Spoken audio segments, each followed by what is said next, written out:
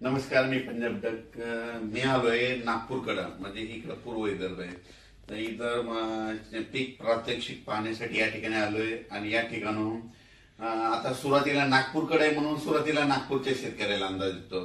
तर हे पूर्व विदर्भामध्ये येते. तर नागपूरच्या शेतकऱ्याला अंदाज सांगू इच्छितो की आज म्हणजे रात्रीच्याला तुमच्या नागपूर, वर्धा, भंडारा, गोंदिया, चंद्रपूर, यवतमाळ, अमरावती ह्या पट्ट्यामध्ये काय होणार आहे. आणखीन मध्ये आज 16, 17, 18, 17 तारखेपर्यंत 3 दिवस दररोज वेगवेगळ्या जिल्ह्यात जोराचा पाऊस पडणार आहे. म्हणून नागपूर भागातल्या, नागपूर विभागातल्या शेतकऱ्यांनी हा अंदाज लक्षात घ्यायचा.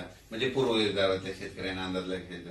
त्याच्यानंतर पूर्व विदर्भाच्या बाजूला पश्चिम विदर्भ आहे. मग पश्चिम विदर्भामध्ये यवतमाळ जिल्हा, वाशिम जिल्हा, अमरावती जिल्हा, अकोला जिल्हा, बुलढाणा जिल्हा ह्या 5 जिल्ह्यातल्या शेतकऱ्याला सांगू इच्छितो की आज 15 सप्टेंबर, 16, 17 3 दिवस आणखीन जवळपास दररोज वेगवेगळ्या जिल्ह्यात, वेगवेगळ्या तालुक्यात तुमच्या भागामध्ये जोराचा पाऊस पडणार आहे. रात्री पडणार आहे, दुपार 2:30च्या नंतर हे देखील येणार आहे. म्हणून हा अंदाज पूर्व आणि पश्चिम विदर्भातल्या शेतकऱ्यांनी लक्षात घ्यायचा. आणि सगळ्यात महत्वाचं काय झालं की आता मराठवाडा, पश्चिम महाराष्ट्र आणि उत्तर महाराष्ट्र आता काय झालं की म्हणजे ह्या 2 दिवसापासून मराठवाड्यात तर पावसाने इतका धुमाकूळ घातलाय. मग मराठवाड्यात काय परिस्थिती राहणार तर तुम्हाला सांगू इच्छितो. हे परतीचा पाऊस आहे. मी म्हटलं होतं ना, परतीचा पाऊस काय होतो, जे भाग सुटला ना तिथं झोडपून काढतो. मग कोणता भाग सुटलेला होता, अहिल्यानगर सुटलेला होता, बीड जिल्ह्यातला काही भाग सुटलेला होता, कडाशीचा काही भाग सुटलेला होता. तर त्या भागाला आज देखील खूप पावसानं झोडपिलंय. आणि मराठवाड्यातल्या शेतकऱ्याला खास करून आज सांगतो की आज आहे 15 सप्टेंबर, 16, 17 आणि 18 आणखी 4 दिवस मराठवाड्यातल्या सगळ्या जिल्ह्यामध्ये दररोज वेगवेगळ्या तालुक्यात, वेगवेगळ्या भागात, वेगवेगळ्या गावात असा जोराचा पाऊस 4 दिवसात पडणार आहे. आतापर्यंत तुम्ही पाऊस इतका कधी पडलेला नाही पहिला. असा या 4 दिवसात पाऊस काय होणार आहे. म्हणजे सांगायचं झालं तर नांदेड जिल्हा, हिंगोली जिल्हा, परभणी जिल्हा, बीड जिल्हा, लातूर जिल्हा, जालना जिल्हा, संभाजीनगर आणि धाराशिव जिल्हा ह्या जिल्ह्यामध्ये काय होणार आहे मराठवाड्याच्या. म्हणजे आज 15, 16, 17, 18 4 दिवस खूप जोराचा पाऊस पडणार आहे. त्याच्यानंतर 18च्या नंतर 19 नंतर काय होईल, थोडं म्हणजे उघाड भेटणार आहे 19 पासून. पण उघाड जरी झाली तरी काय होणार आहे मराठवाड्यात मात्र स्थानिक वातावरणातून जवळपास 21 तारखेपर्यंत, 21-22 सप्टेंबर पर्यंत थोडा भाग बदलत पाऊस पडणार आहे. म्हणून हा अंदाज लक्षात येतात. पण 18 तारखेच्या नंतर पावसाचा जोर मराठवाड्यातला ओसरणार आहे. पण स्थानिक वातावरण तयार होऊन काय होतं की म्हणजे 19, 20, 21 पर्यंत मराठवाड्यात पाऊस राहू शकतो. म्हणून मराठवाड्यातल्या शेतकऱ्यांचं त्यांचं सोयाबीन काढायला उडीद काढणं चालू. तुम्ही काय करायचं, दुपारी 2 पर्यंत काढायचं, वरी ढिगल मारायचा, 1 घंटा वाळला की झाकून ठेवायचं. अशी परिस्थिती केली तर तुमचं सोयाबीन उडीद हाताला लागेल. त्याच्यानंतर आपण काय करू, पश्चिम महाराष्ट्राकडे. पश्चिम महाराष्ट्राकडे सोलापूर जिल्हा, सांगली जिल्हा, सातारा जिल्हा, कुडाळ ते म्हणजे सातारा जिल्हा, अहिल्यानगर, नाशिक जिल्हा ह्या पट्ट्याच्या शेतकऱ्याला सांगू इच्छितो की पश्चिम महाराष्ट्राकडे आज म्हणजे 15, 16, 17, 18 4 दिवस दररोज वेगवेगळ्या भागात, वेगवेगळ्या गावात, वेगवेगळ्या तालुक्यात जोराचा पाऊस पडणार आहे. विजेच्या कडकडासह पडणार आहे. म्हणून हा अंदाज लक्षात येतात. म्हणजे विजा अशा असतील की ह्या विजा कडकड वाजणार नाहीत. असं वेगळं असं बँडचा जसा आवाज येतो ना तशा विजाचा आवाज येईल. म्हणून तुम्ही काय करायचं, ह्या 4 दिवस जरा सतर्क करायचं. म्हणजे पश्चिम महाराष्ट्रात देखील जोराचा पाऊस पडणार आहे. जोराचा पाऊस पडल्यामुळे काय होणार आहे, नद्याला पाणी येणार, नद्याला पूर येणार. त्याच्यामुळे मांजरा धरणाचं पाणी सोडावं लागेल, माजलगावच्या तळ्याचं देखील पाणी सोडावं लागेल. त्याच्यानंतर पुण्याकडे पाऊस पडणार आहे म्हणून खडकवासलाचं पाणी सुटेल. त्याच्यानंतर ते पाणी तिकडे खाली सांगलीकडे जाईल. नद्याच्या पाण्याच्या पातळीत वाढ होणार आहे. म्हणून सातारा, सांगली, कोल्हापूर, सोलापूरच्या शेतकऱ्यांनी हा अंदाज लक्षात घ्यायचा. आणि पुणेकरांनी देखील आजच बघा तुम्ही 15 तारखेपासून तुमच्या तिकडे जोराचा पाऊस सुरू होणार आहे.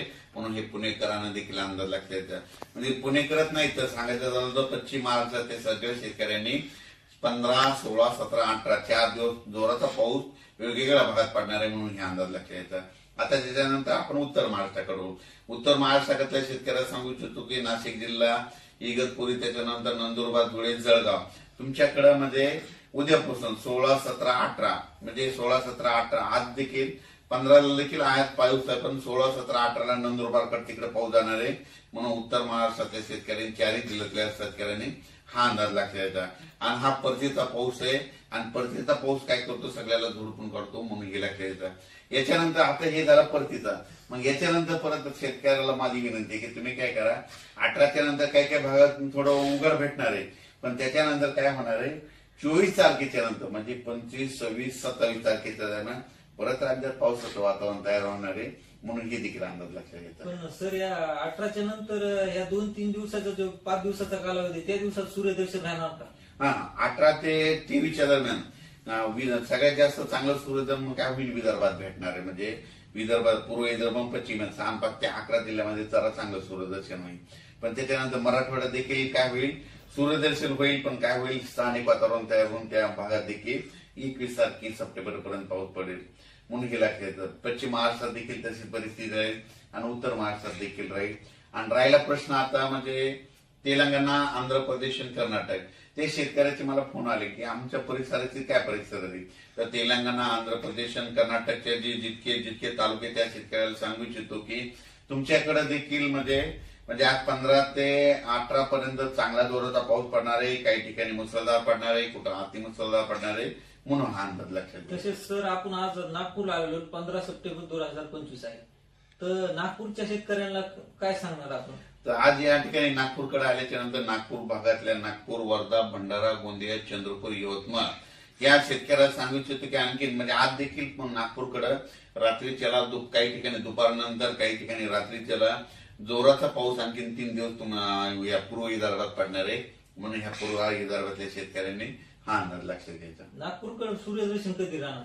नागपूरकडं म्हणजे आता आपण सांगितलं होतं ना की 18 तारखेपासून नागपूरकडे चांगलं सूर्यदर्शन होईल. 18 पासून जवळपास नागपूरला सूर्यदर्शन होणार.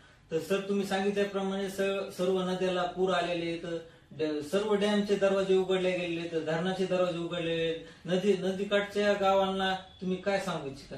तर आपण एकदा त्या बंधाऱ्यावर एक अंदाज दिला होता, त्या ढालेगावच्या बंधाऱ्यावर तिथून आपण सक्सेस काय म्हणलो होतो की बंधाऱ्यावरून सांगितलं होतं की ह्या 13 तारखेला अहिल्यानगरकडं म्हणजे बीड जिल्ह्यात अहिल्यानगर कडं खूप पाऊस पडत आणि 1.25 लाखानं पाणी सुटेल असं तिथं आपण तसं पाणी सुटलंय. आणि त्याच्यानंतर आपण एका ठिकाणी विहिरीच्या पाणी पूजनाचा कार्यक्रम केला होता. ते लाड जवळगावचे शेतकरी केवळ म्हटले सगळ्या महाराष्ट्रात पाऊस पडला आणि आमच्या लाड जवळगावात पडला नाही. मग त्यांना तिथून काय केलं अभ्यास केल्याच्या अंती त्यांना म्हटलं तुम्ही काही चिंता करू नका. आणि तिथं इतका पाऊस पडला, आता त्यांचे मेसेज आले ते तळं देखील भरलं, ते विहिरीचं ज्या पूजन केलं ना ते विहिरीच्या लेवल पाणी आलंय. आणि त्या शेतकऱ्यांनी मला तिथं आता पूजनासाठी बोललेलं. आणखीन इथून नागपूरहून 4-5 दिवसात इकडल्या भागात मी मुक्का आहे. 24, 25, 26 ऑक्टोबरला एकदा दिपाळीमध्ये थोडा तुरळक ठिकाणी येईल पाऊस, लय काय येणार आहे. आणि 2 नोव्हेंबरला थंडी येणार आहे.